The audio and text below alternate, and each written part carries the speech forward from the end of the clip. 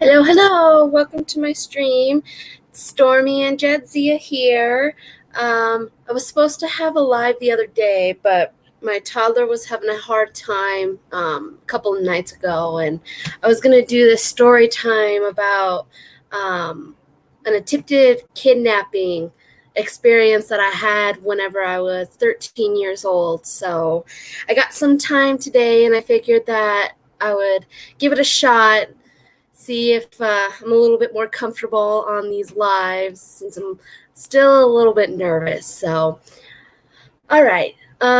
So this story time is about whenever I was 13 years old. I grew up in a very, very small town with just about 100 people.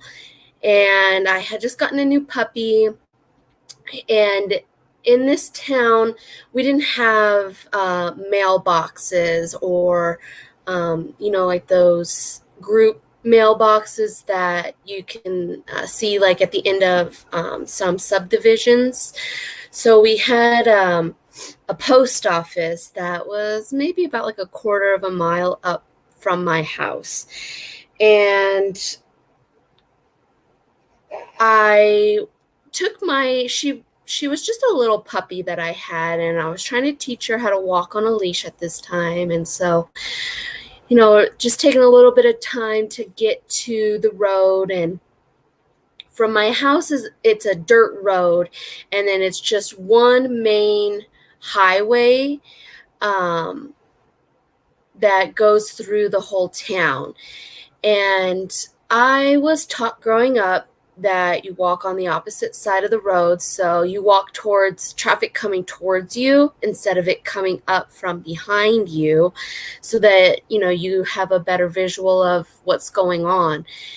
And up where I had lived, it kind of curved a little bit, the road. So whenever I was walking, I could hear a car coming up from behind me, and I looked behind me and I got this really weird feeling from this vehicle. And he was driving really slow, which wasn't really that odd because it is a very small town. The speed limit's only 25 miles per hour. And so it wasn't abnormal for people to go slower than that. Especially whenever you first come into this town, there's houses that are just right off of the road. And so whenever I was walking, I had seen him coming up, really slow behind me. And I look and I'm like, okay, so there's this white truck that's coming up. No problem. This isn't abnormal. And I'm not a paranoid person or anything like that. But I was taught, you pay attention to your surroundings, and you don't want to be paranoid of people, but you want to be wary of them. And my gut was just telling me that something wasn't feeling right. So I'm paying attention to my puppy. She's on my left side, and the road is right here on my right because I'm walking with traffic coming towards me. And I'm paying attention to this white truck that's slowly creeping up behind me. And so I'm still keeping an eye on it, keeping an eye on my puppy. And once this truck kind of comes up passing me, I'm looking at who this person is, because I don't know if it's one of the townspeople, if it's just somebody who's driving through, but I'm kind of nosy. So I'm looking to see like who's coming through town. And I couldn't see the person. He was sitting like really leaned back in his chair. And it was, what do you call it? Just like a single cab, white Ford. I think it was a Ranger, maybe. I'm not very great at car models or anything like that. And I couldn't see him, which was odd, but okay, whatever. And he's still driving really slow.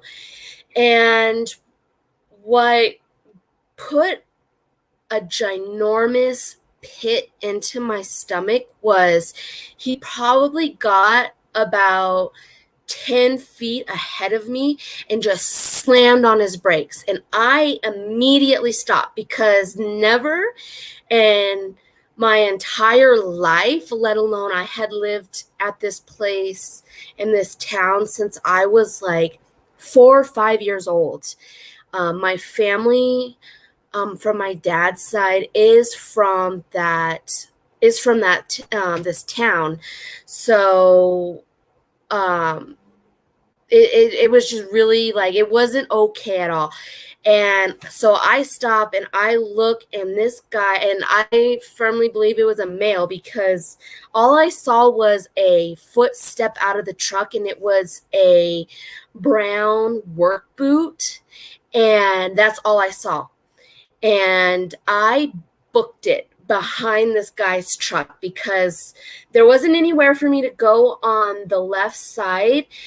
It was just like not an empty field because there was trees that grew up that were growing there, but so there was nowhere for me to go towards my left.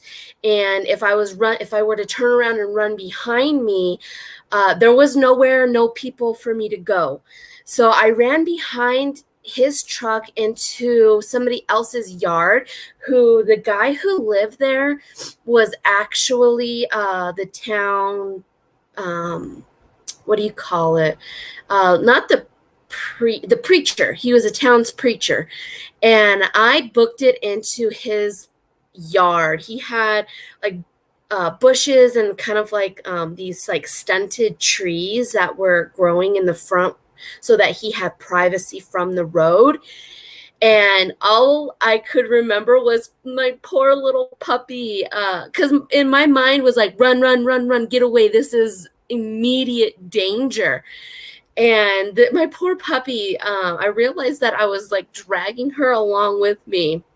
So I turned around, I scooped her up because, I needed to get away quickly.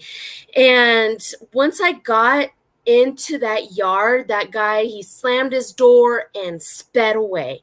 And he was going much faster than what he was coming up into town for. So it was just really weird.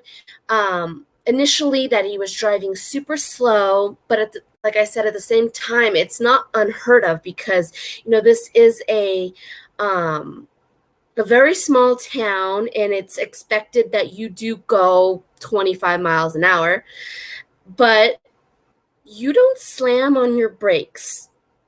If you're lost, you roll down your window and you talk to somebody. But the fact that this guy pulled up ahead of me and slammed on his brakes and then flung his door open, and then I just see a footstep out. I was not going to wait to see what this guy was going to do, what he wanted from me. Oh my God. Hold on.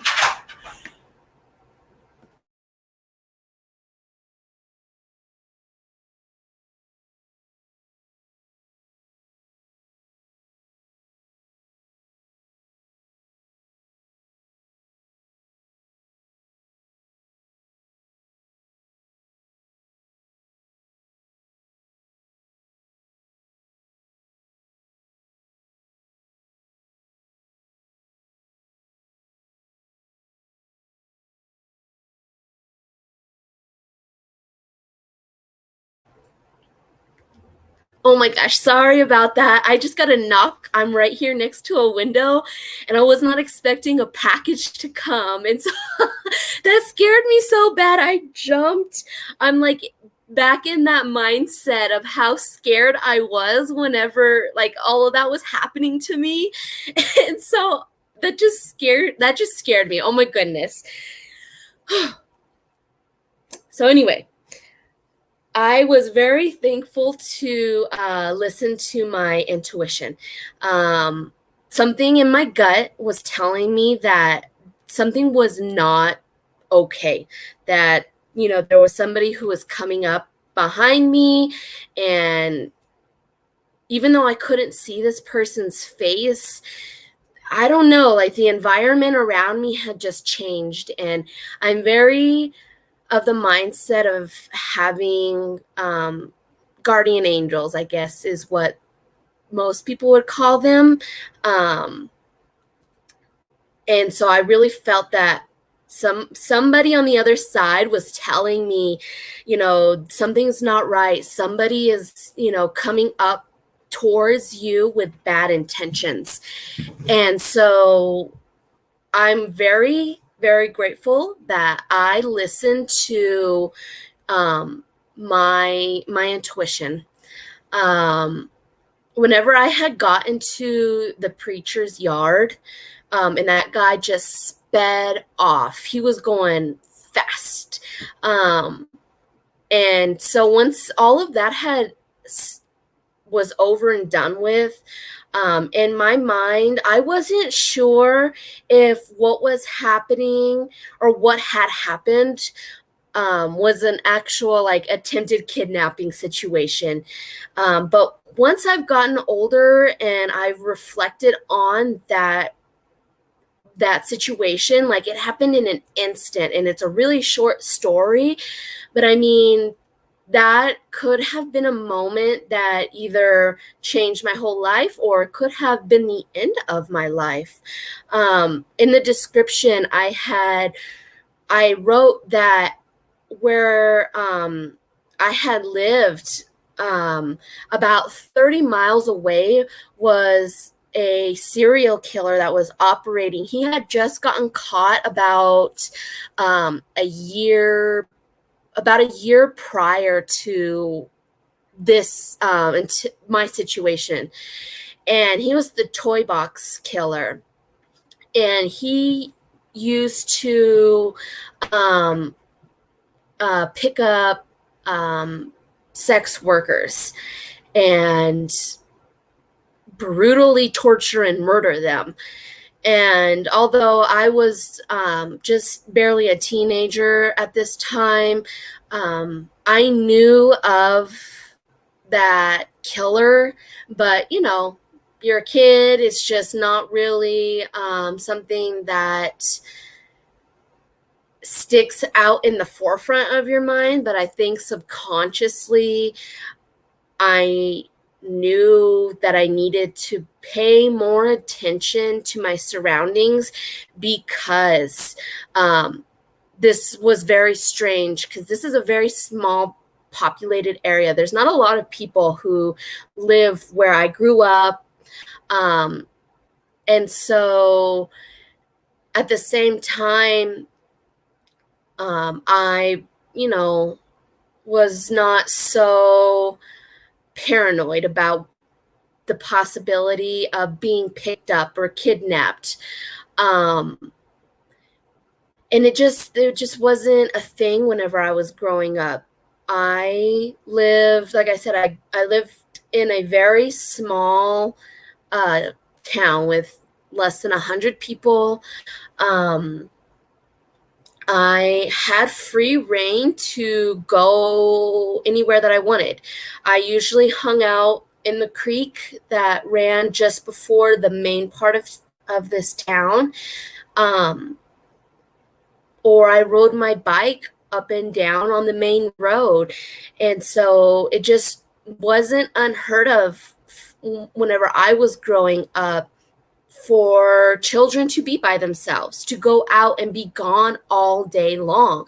I mean, I didn't have, there wasn't a lot of kids there. So whenever somebody didn't want to play, you just went out and found things to do in the mountains to go, or in the creek to go and play by yourself. So me going up to the post office, because that's where I was headed to with my dog, my puppy at the time, it wasn't unheard of.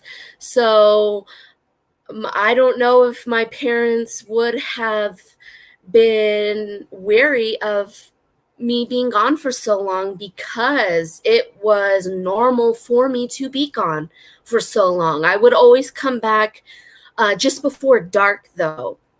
But by that point, I would have been long gone. There's one road that goes all the way through this town, and then there's a side road that goes up, and it leaves town and it goes south. So he could have turned back around and we could have went back west, or we could have left out east. I would have been long gone by that point. It would have been nice if he was just trying to steal my puppy, I guess. I mean, poor thing, I wouldn't have just let the dog go.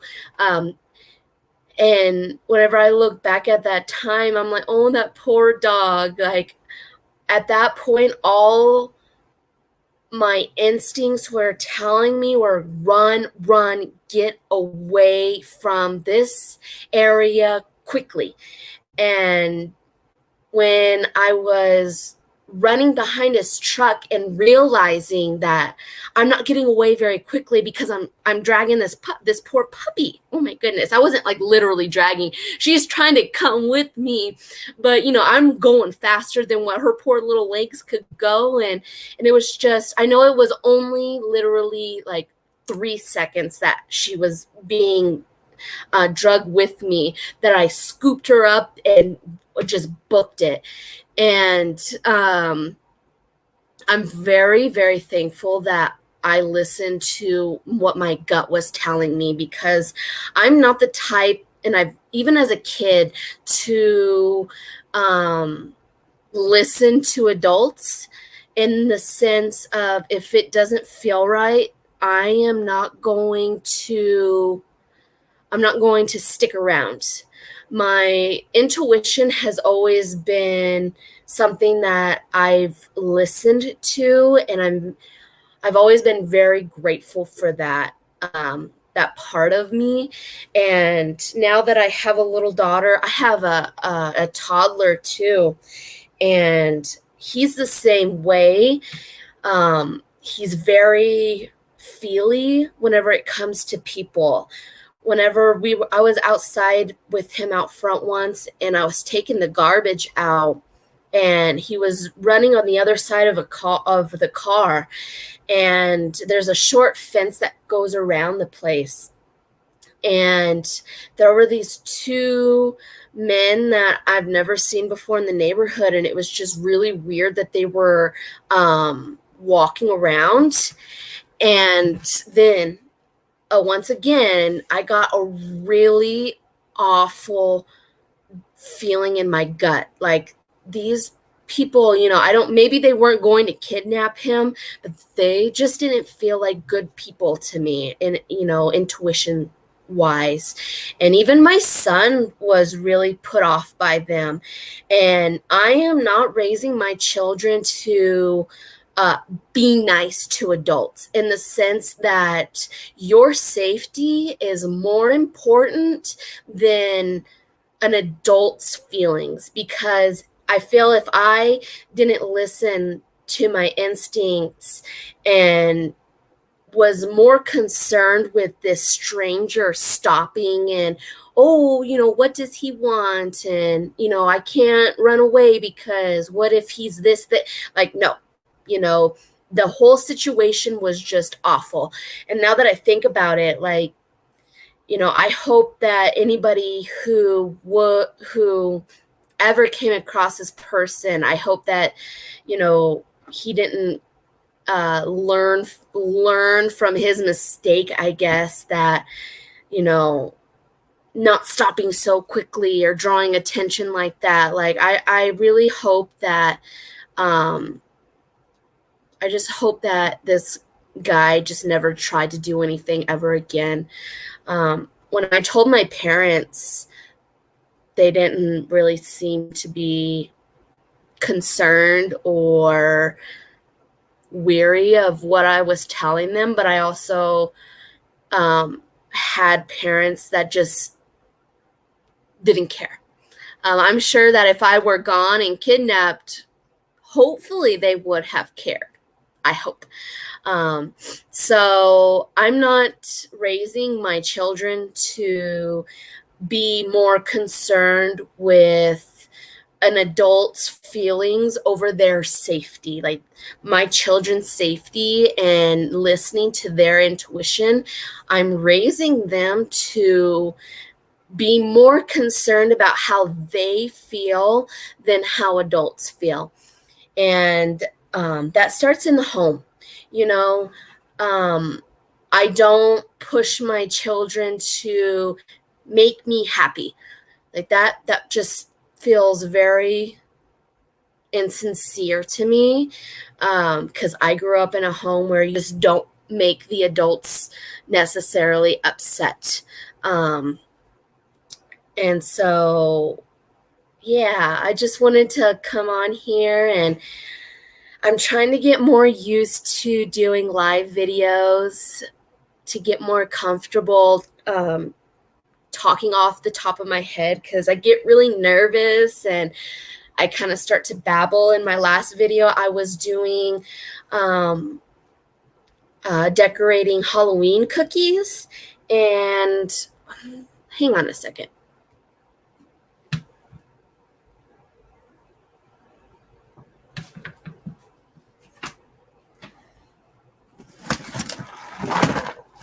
Okay. Sorry, I was reaching around. And I wanted to do this. I don't know when I will, but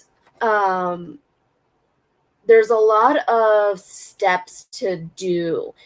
And I have, you can see the instructions here. So there's like a lot of steps. And so I don't know if this would necessarily be a great project to do with my toddler, because knowing my child, he finds building things up and then busting them down to be absolutely hilarious. And I'm just fine with that, but I would like to see how decorating these would turn out. I remember whenever I was in elementary school, and I think that was the one and only time really that I did a gingerbread house, and I had a lot of fun with that. And whenever I had seen that online, I thought that would be it would be a really cool vlog. I'm trying to put video together. I'm also working on, if you look back on my other videos, I have where I post my poetry on top of like cool backgrounds, and then I just read out my poetry. And that's where I started out with, because being right here on camera is very new to me. I'm a very shy person. So I'm really making myself come out of my comfort zone, because I've always wanted to do these types of videos. I want to tell my own stories.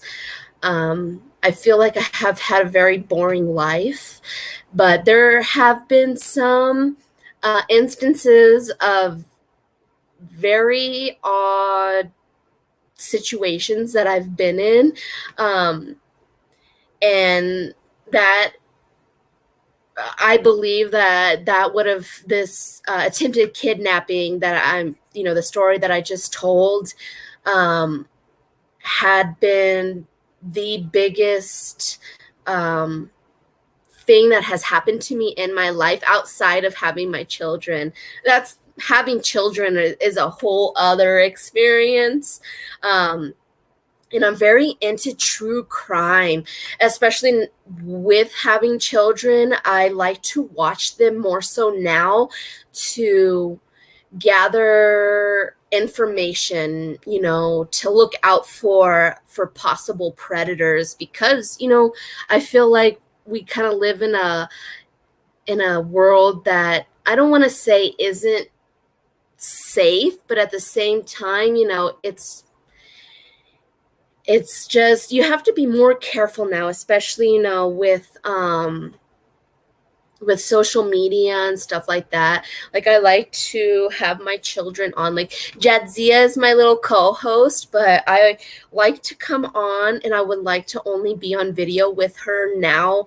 She's still a newborn, so I like to put her to sleep and then come on here so that I can talk and, get myself used to being on camera and talking off the top of my head. Whereas before, my other videos were curated where I just read my poetry out and, read. That's basically kind of like reading a script, whereas coming on here on live, I'm just babbling, I'm just, rambling on, and, just trying to show myself more authentically, um, and just kind of figure out where I would like to have my channel go.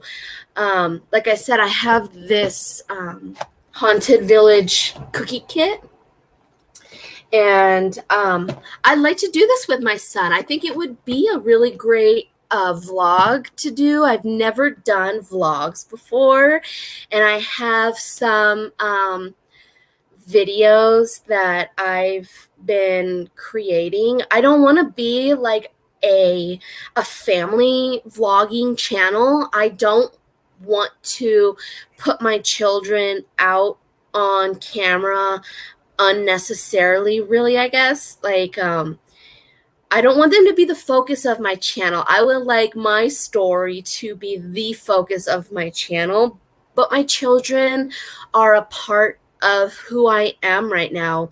My main, I guess, what do you call it? My main role right now is being a mother. I never thought that I would be one, and then I had my son. He's 3 years old, and he is the light of my life. And then I had a hard time getting pregnant again. I had a miscarriage before I got pregnant with my little co-host Jedzia. Um, and my pregnancy with her, I talk about this in my last video, or I'm like rambling on in that one too, but I talk about how hard of a pregnancy we had together. She had fetal growth restriction because I had hypermesis gravidarum. I have a hard time saying those words. I don't even think I say it right, but my midwives don't even correct me, so I don't even know if I'm saying it right. They just know what I'm talking about. Um, because I was diagnosed with it with my first one in the hospital, and I don't even remember how they pronounced it. And whenever I went to see my midwife, I had a different one before the one that I had later on in my pregnancy with my first pregnant with my son. And then I had the same midwife that I had with my daughter. So whenever I was pregnant with my daughter, I went to urgent care because of the coronavirus, and they were only seeing people who weren't, exposed, and all that other stuff. They weren't, taking patients that had suspected coronavirus. And I told them about, my previous diagnosis with my son, and then how I was feeling the exact same way, but worse with my daughter. I literally could not keep anything down. Water was a main trigger for me, which was awful because when you're pregnant, you need to take in even more fluids, and my body was nope. Um, so yeah, I kind of got off track with my original story. Hold on one second.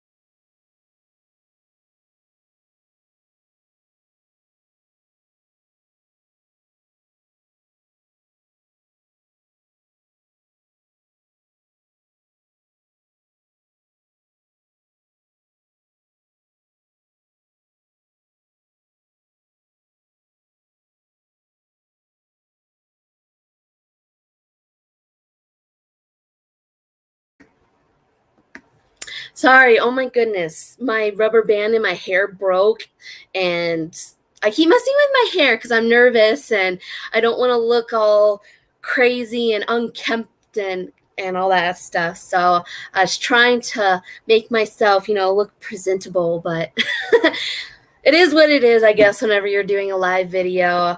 I'm trying to not be so embarrassed by like the little things that happen and me rambling and me being embarrassed that I'm rambling and all this other stuff. So, yeah, I just wanted to come on here and, talk about that little story time of, almost being kidnapped whenever I was a kid. And, the scary part of that is especially now looking back, that there was a serial killer that was operating in the town that was just 30 minutes west of the town that I was growing up in. And you know being that young, thinking, oh well, that would never happen to me, I don't have to worry about somebody doing that. And now that I'm an adult, I'm in my 30s, and it's really off-putting knowing now that that was a huge possibility. And now that I have kids, it's terrifying to know, there are predators who, they take, they're from the true crime that I do follow. I know that the possibility of things happening to your children, it's more likely to happen from the home or from those that are, right in your vicinity. I don't know if I said that right. And then, the next step out is those that will take the opportunity. Who was it? The BTK killer. Whenever he finally got caught, that was a big thing. And I was just watching a video the other day about I was rewatching it because I had watched it whenever he had first gotten caught. And then, me thinking about doing story times and what I can come and talk to people about. My own attempted kidnapping story came to mind. And so I was looking at other serial killers that had gotten caught. And he's, one of the main ones who whenever he went to court, what he talked about how he went about it. And he would stalk his victims, basically. He would go around and see who was the most vulnerable. And that just, made me think back on, that guy he was driving through, and it made me think, like, how many times has he driven through that town before? How did he know about this town? Did he live in the area, or was I just about to be a victim of circumstance? Was he just going to take the opportunity as it arose? And, it makes you think, I know, there's different types of killers. Like, some of them, they don't have victims that are all the same, like the toybox killer. Him, and I believe he operated with, I don't know if it was his wife or if it was a girlfriend. I don't remember the specifics of that. But he took sex workers and those that had drug problems, and that was his target. And it made me think, like, was he just taking the opportunity as it arose, or was he specifically looking for young, dark-haired women, or that he saw on the side of the road. I mean, I lived in this town. I was just going up to the post office to get the mail for my parents. I was taking my dog for a walk. I was trying to teach her how to walk on a leash at this point because she was just still a little puppy. Or was he going to just want to steal my dog? Or there's a lot of what ifs that come to mind now that I'm an adult. And the point of it all is now I have to pass on my own knowledge through not only my own specific experience, but through what I learn online through the true crime community. The signs to look out for whenever you might have a predator that is lurking in the neighborhood.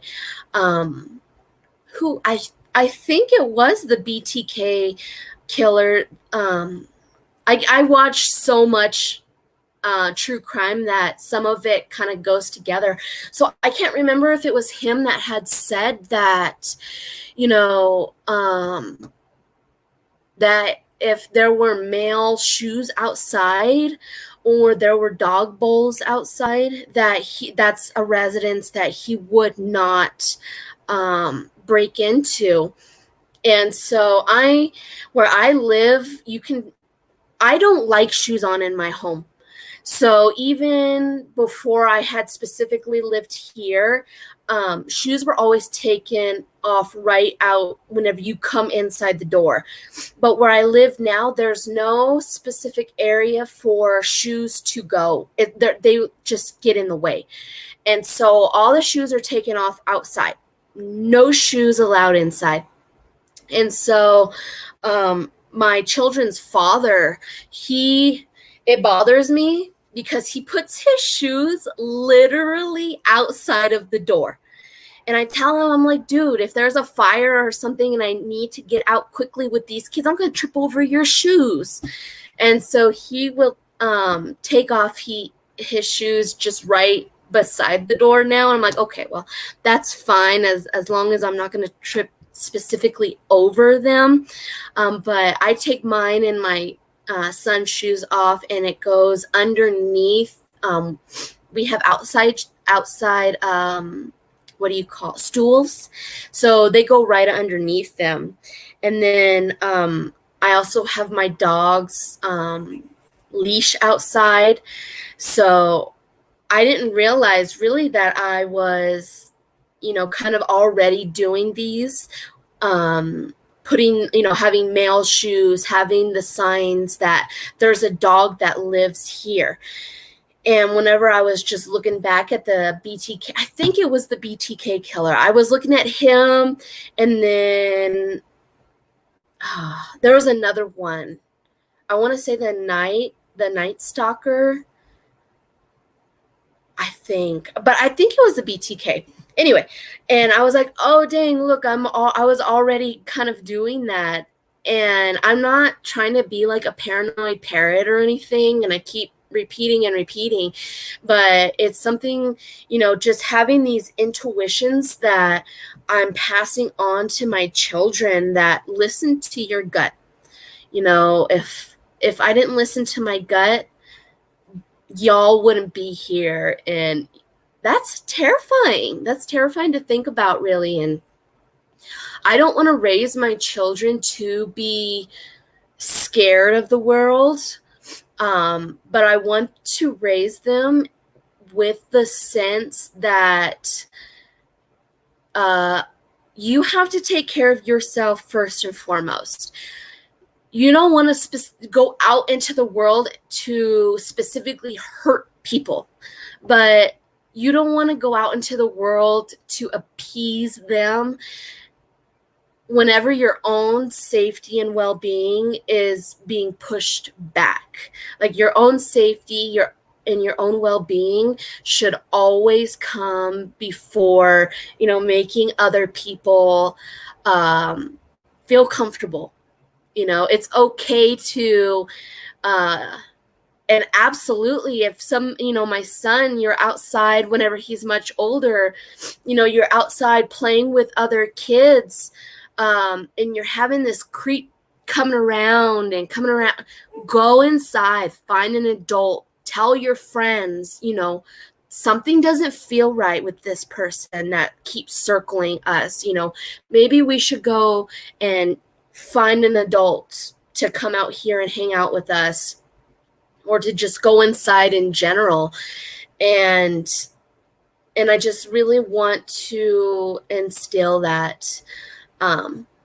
So yeah, this is kind of just a blabby video. I keep messing with my hair because I'm still nervous, and this is my second live, and I didn't want to do like a little project because the last time I kept getting off track and my mind is going like a million miles an hour when, I'm already trying to decorate these cookies, and then I'm trying to keep my mind focused on the task ahead.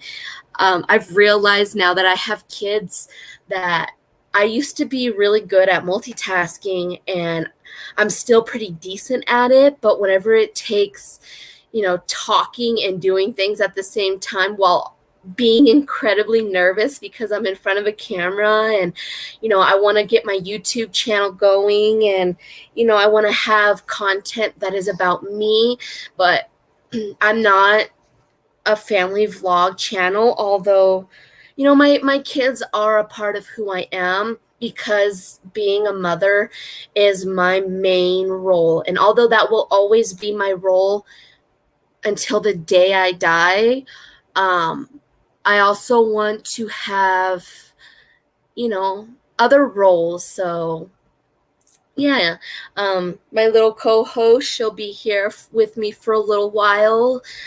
She doesn't like to lay down in her bassinet to sleep during the day. She likes to be on me, and her and I talked about this in my last video. We had such a hard pregnancy that now that she's here in the world with me, I'm very much so just fine with her wanting to be with me and sleep. She feels safe with me, and that feels really good. It feels really great to know that, all the things that happened to me in my life have led me up to this moment now, and I finally want to put myself out into the world and, have these videos, so maybe one day my children can come back and look and have these stories that I'm telling, and not just have to remember stories that I told them, because I have other stories that like my parents have told me, my grandparents have told me. Sorry, my hair is all crazy and I keep messing with it.